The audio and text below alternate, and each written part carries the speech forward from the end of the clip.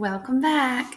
Today we are going to be reading the first part of chapter 17 in Night of the Spadefoot Toads. And when we last read, we learned that Ben did not get his geography report finished. The reason he didn't get the report finished was because he chose to be a good friend, and he chose to go to Ryan's birthday party. Ryan did not have many friends, and he did not invite many people to his birthday party. And when Ben realized that Ryan was going to be all alone, he decided that friendship was more important. So he goes to the party and then doesn't get the report finished.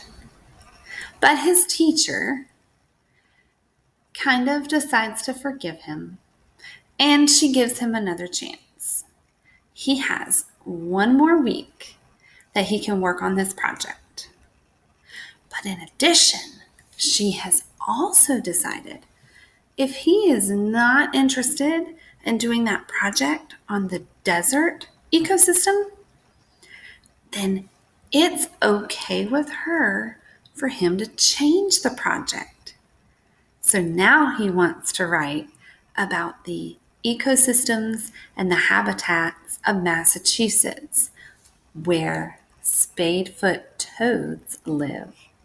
So we're going to read the first part in chapter 17 to find out a little bit more about Ben's project, but also a little bit more about a meeting with a real estate agent and a man from the Heritage Museum and Mrs. Tibbetts and her sister-in-law.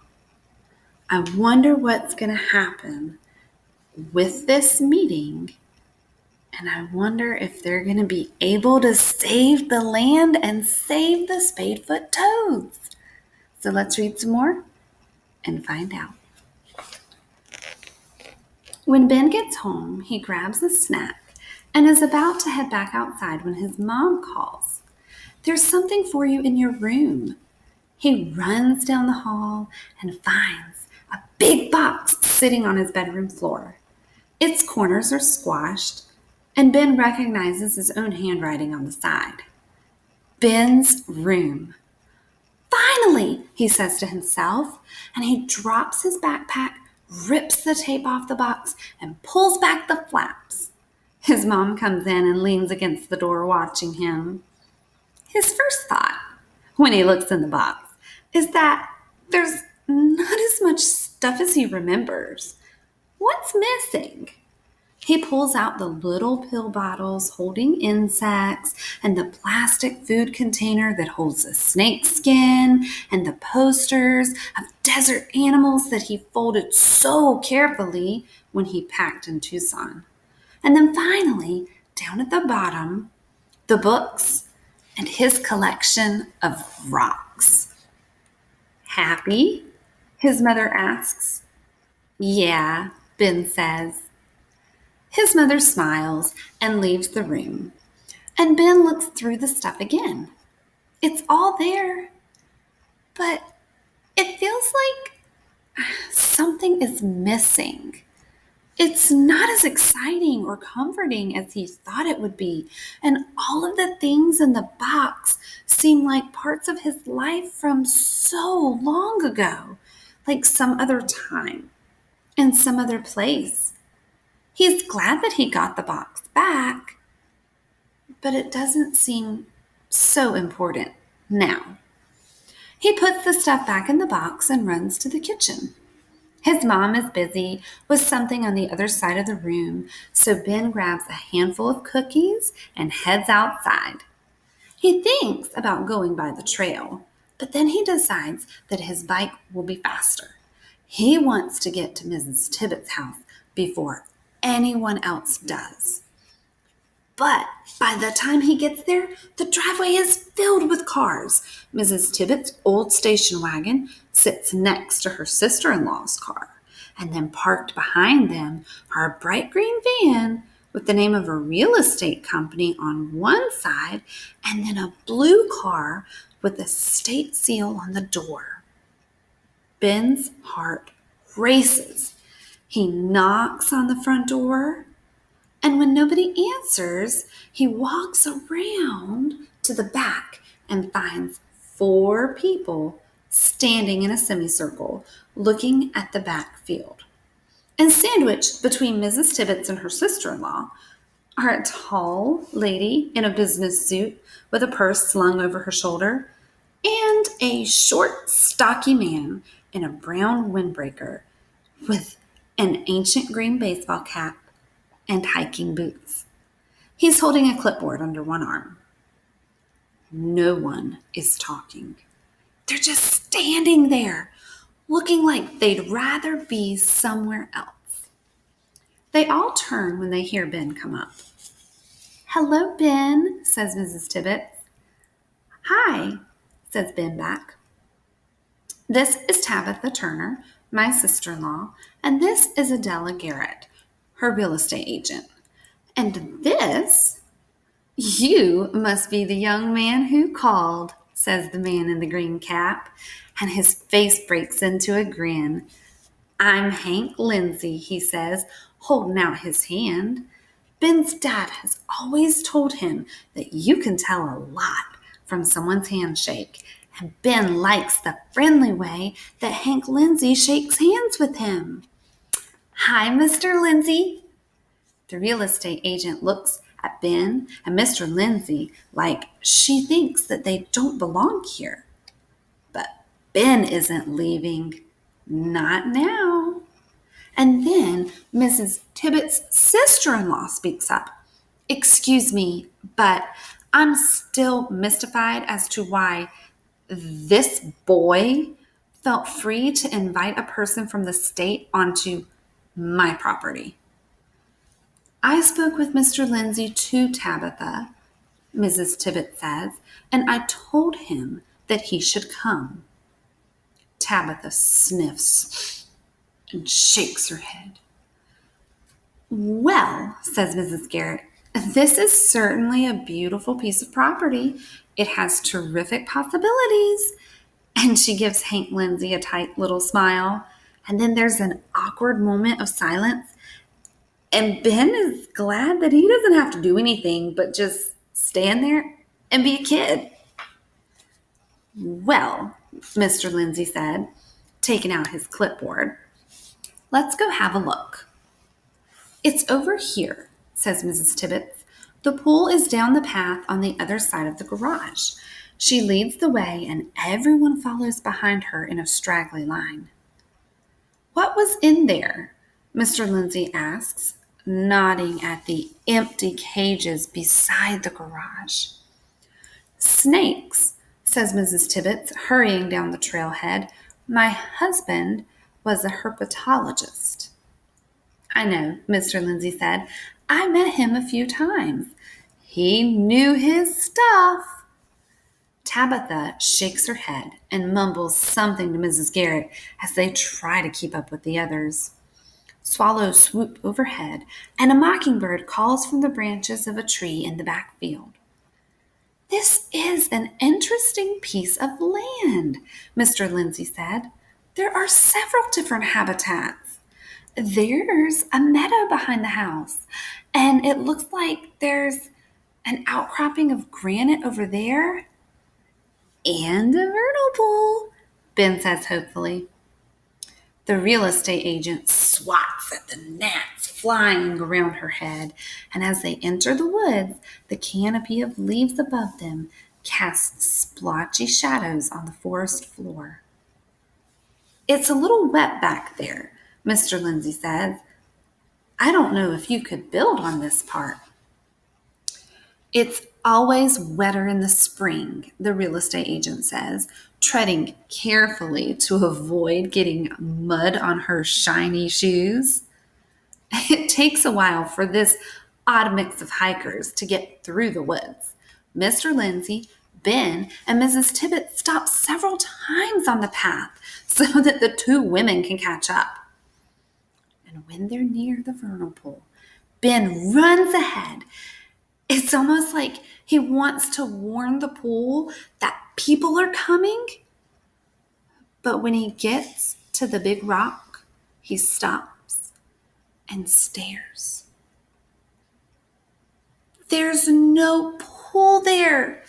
He can't believe it. It's completely dried up. If he hadn't seen it with his own eyes, he would never believe that there had been a pool there a few days ago.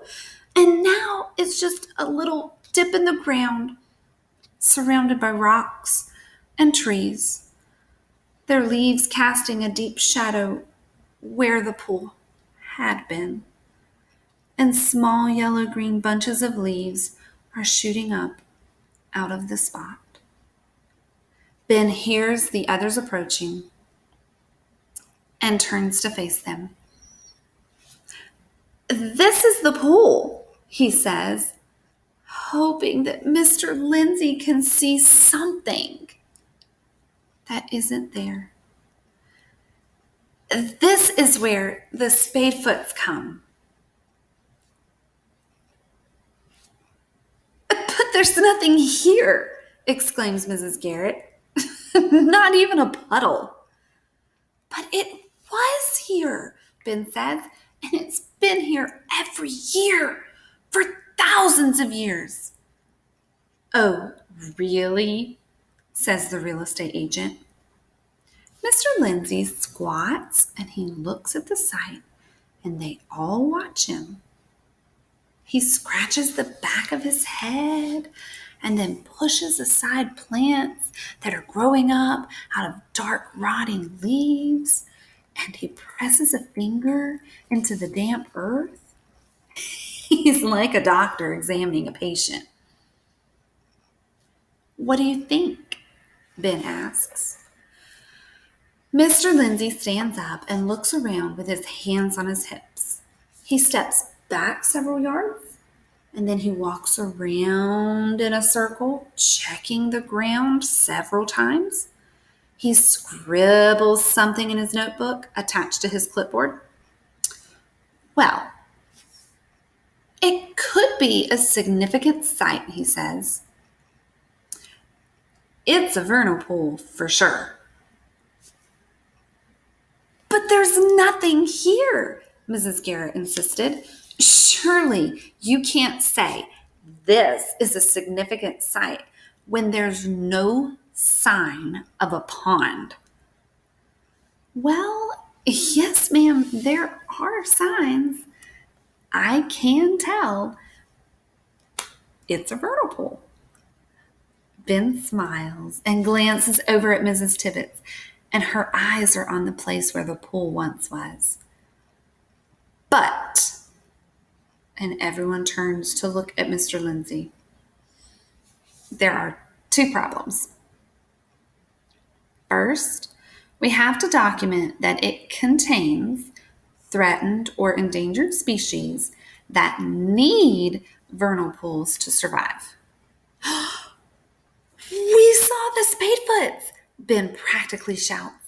"Mrs. Tibbets has seen them for years."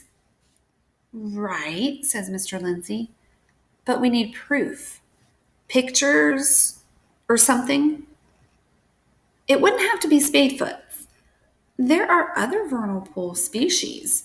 Fairy shrimp, fingernail clams, cattyfish fly larvae, for example. But everything has to be well documented before we can stop any development." "That is just what I have said all along," says Mrs. Garrett.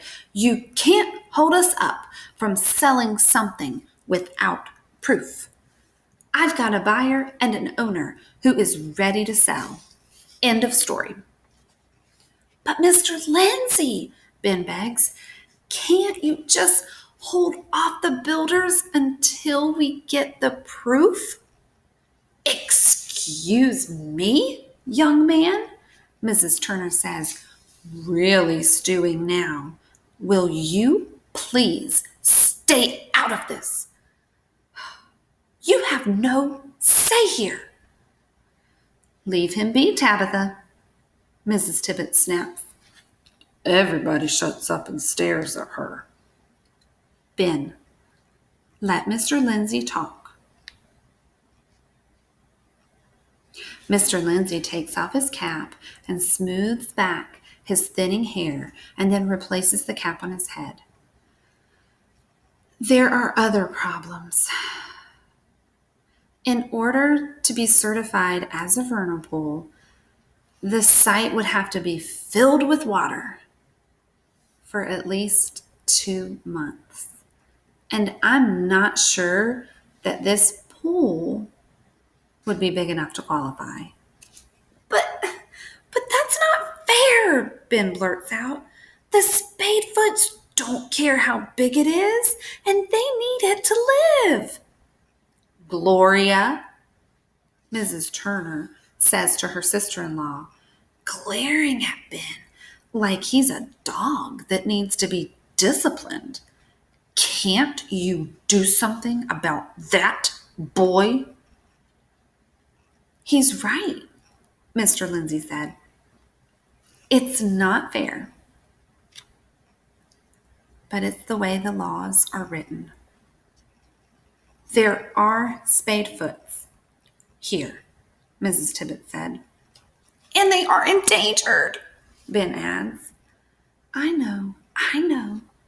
Mr. Lindsay tucks his clipboard back under his arm. It's a weird little loophole in the law.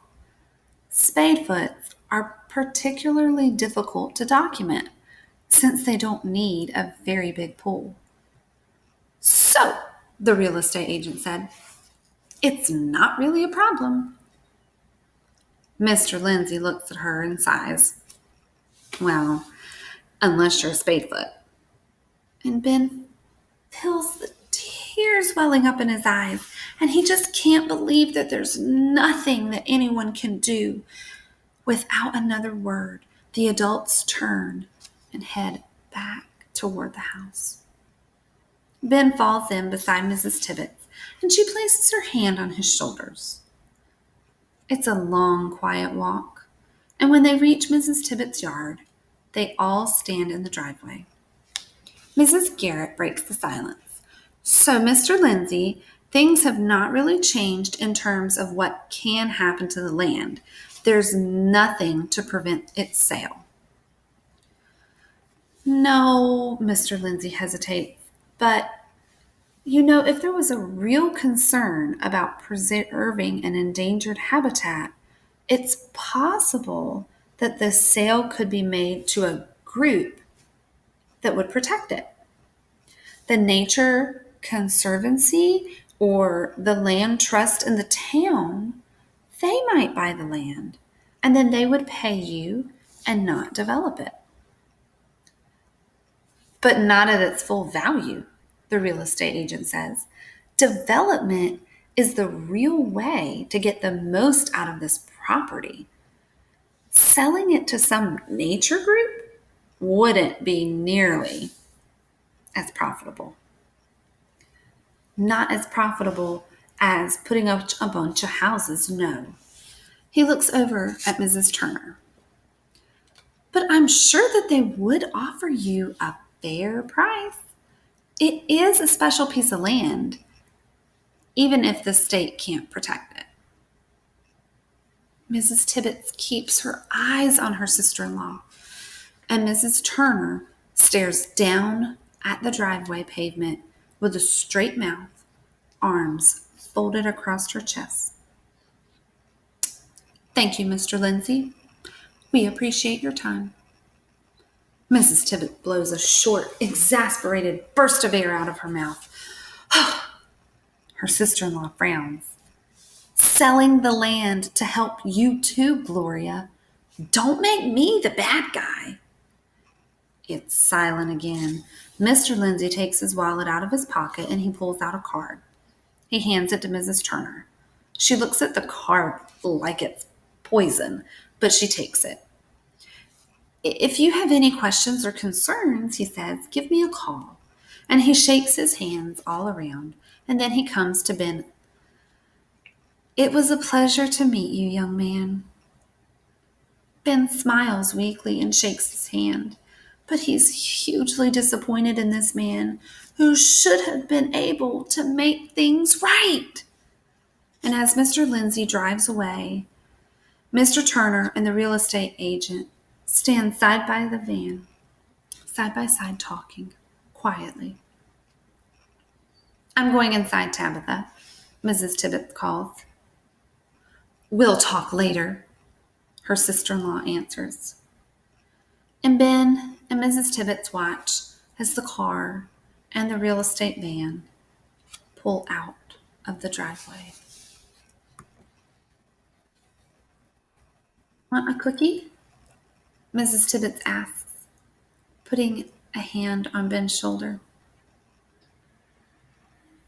"Okay," Ben says. All right, so we're going to stop here today, and we're going to read some more next time. I'm wondering, when we finish reading through chapter 17, I'm wondering if there's anything that could possibly change Mrs. Tibbet's sister-in-law's mind. The man came and examined the pool, and he does believe that there could be Spadefoot toads that live in that pool at some point in the year.